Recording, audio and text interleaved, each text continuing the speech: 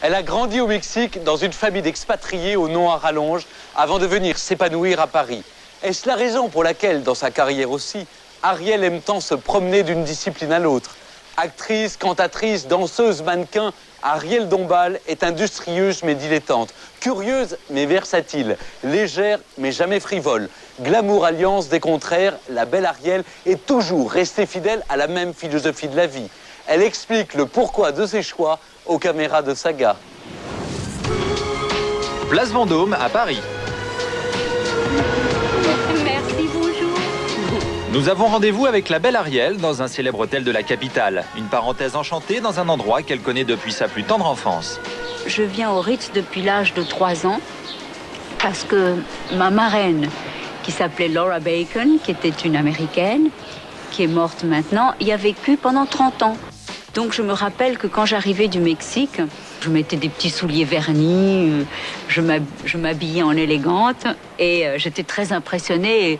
Et pour moi, la France, c'était le Ritz. Et je me disais, mon Dieu, comme c'est drôle. Et j'adorais à l'entrée les voituriers avec leur uniforme et tout ça. En tant qu'enfant, ça me grisait littéralement. Et voilà, c'est un lieu que j'aime depuis de longues années où les gens sont charmants avec moi. Ariel Dombal est née en Amérique, mais cette fille d'industriel français a grandi au Mexique. Une enfance dorée ternie par la mort de sa maman quand elle avait 12 ans.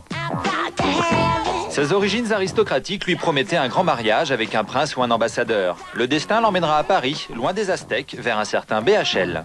Mais elle gardera le goût de l'ailleurs. C'était le pays des enfants rois, le Mexique. C'est un pays d'imagination, de liberté. Et ça m'a permis de me sentir étrangère partout et d'aimer les étrangers. J'ai une faculté d'adaptation très grande parce que j'ai connu des civilisations différentes et le choc des cultures très tôt.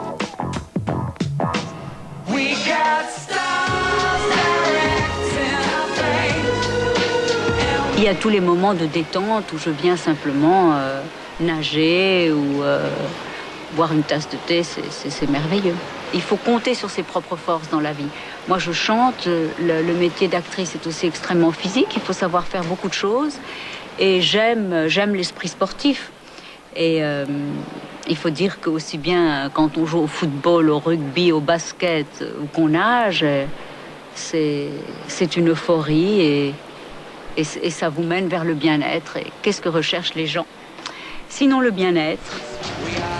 Elle revient toujours dans le palace parisien de son enfance. Pour son bien-être, la sirène Ariel ne résiste pas à l'appel de l'eau. Admirez le style.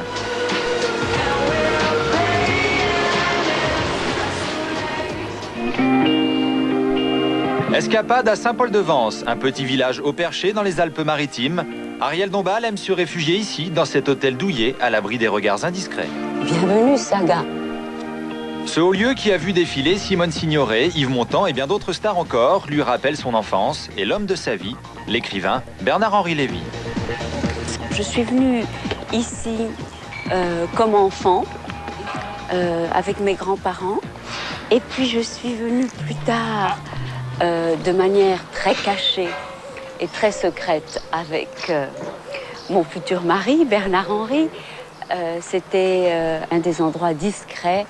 Avec Bernard-Henri, on a été ici des mois durant et lui, il écrit. Voilà. Et moi, je suis dans ces jardins que j'adore. C'est un endroit où les artistes ont toujours aimé être, qui est un endroit propice, exaltant. Avant d'exercer son pouvoir magnétique au cinéma, Ariel est passée par le conservatoire. De ses parents mélomanes, elle a hérité d'une voix de soprano. Bernard-Henri Lévy n'a pas fait la sourde oreille. J'ai toujours imaginé que je rencontrerais un grand amour. Le miracle a fait que c'est arrivé. On s'est rencontrés par hasard en Italie, où je tournais un film et où il donnait une conférence. On dit que le mariage a à peine quelques siècles et que l'amour a été inventé au XIIe siècle avec les romans courtois. Et pour moi, une espèce de gage d'absolu, de perfection, de ravissement, c'est cette idée de se promettre l'éternité. Alors voilà, c'est ici où je me suis mariée. Alors, c'est toujours très émouvant à revoir pour moi. Et il y avait tous mes amis qui m'attendaient ici. 1993, à Saint-Paul-de-Vence, Ariel a dit oui à BHL et continue à lui dire vous dans l'intimité. Ce qui ne déplaît pas à son philosophe de mari. On ne nous voit pas ensemble, on ne fait pas d'interview ensemble, on essaye toujours de garder un no man's land absolu de notre amour. J'ai une telle admiration, une admiration illimitée pour ses engagements, pour le fait qu'il a toujours raison avant tout le monde et que historiquement c'est basé sur de la vérité, de la réflexion, de la pensée, de l'observation, du talent et du courage. Il est un être qui physiquement est extraordinairement courageux. Cette amoureuse fidèle n'a rien d'une poupée Barbie. Elle a choisi l'indépendance, la discipline et a plus d'une corde à son arc. Femme de tête, elle sait aussi jouer de toutes ses facettes. Retour à Paris, près de l'hôtel qui accueillait jadis la petite fille modèle. L'une de ses passions, la mode. Ariel adore faire les boutiques. Meneuse de revue ou mannequin à ses heures, l'actrice a ses adresses de prédilection. Ah, mais qui est là? La belle Marie? Comment ça va? Voilà. Non, Christian, il m'a habillée pour l'opéra comique, il m'a habillée quand j'ai fait des clips pour des merveilleuses grandes soirées. C'est un grand artiste. Aussi glamour dans la vie qu'au cinéma, Ariel Dombal s'amuse à essayer les modèles des plus grands couturiers. Je suis gâtée avec lui parce que c'est l'univers des superpositions, de la couleur, de la gaieté, c'est BD, c'est futuriste, c'est formidable, quoi. Sa silhouette de rêve lui permet toutes les excentricités. Et tant pis si Bernard-Henri n'apprécie pas toujours, elle a d'autres complices.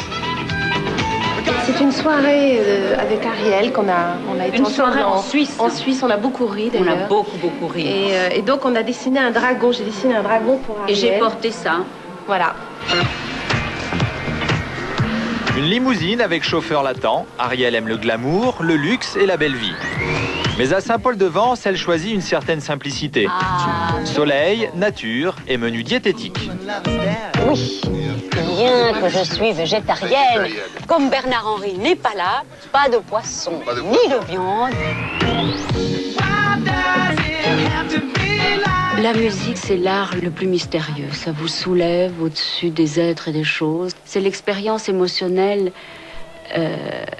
la plus étrange, la plus étonnante, la plus bouleversante.